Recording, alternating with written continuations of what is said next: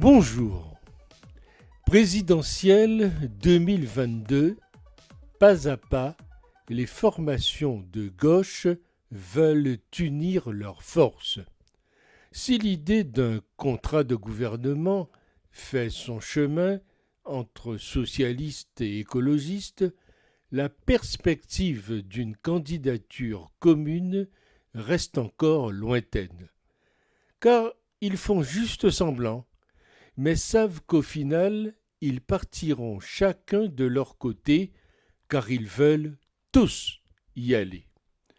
Unir des forces, dis-je, le problème est que d'additionner des zéros donne toujours zéro. Au Moyen-Âge, ça s'appelait la cour des miracles.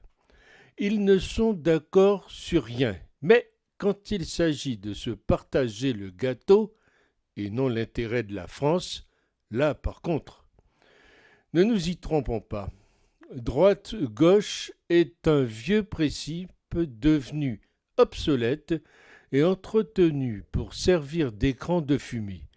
La finalité est que ces gens-là sont pro-Europe bruxelloise, comme la République en marche et les Républicains, parce que la soupe y est très bonne.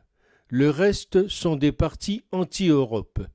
Vraiment dommage qu'on en soit arrivé là, parce que l'idée originelle de l'Europe était vraiment belle. Mais voilà, c'est devenu un magma, un cancer alimenté par ceux qui s'en servent et à qui elle rapporte.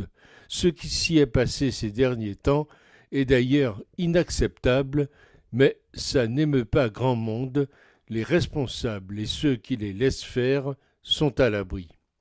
Ces formations de gauche n'ont rien de gauche.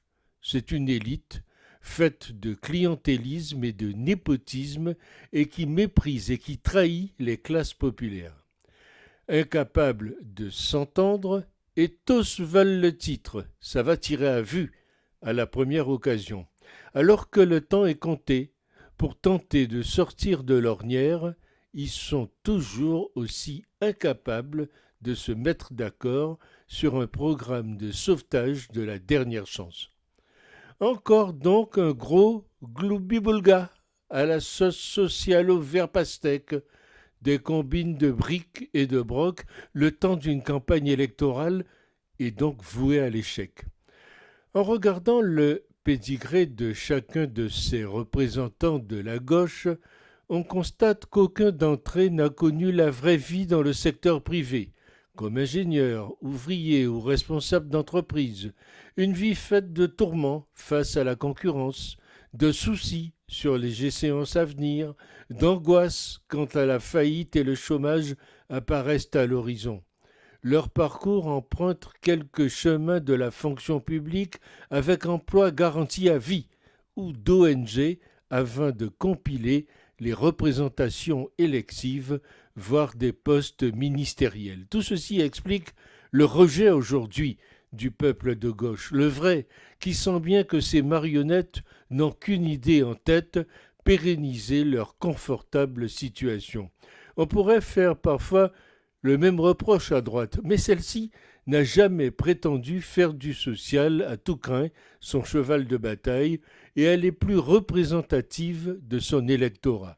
Donc, les tentatives de ces tristes personnages pour tenter de se sauver nous rappellent tout ce que nous leur devons: pensée unique, gouvernance des minorités, islamo-gauchisme.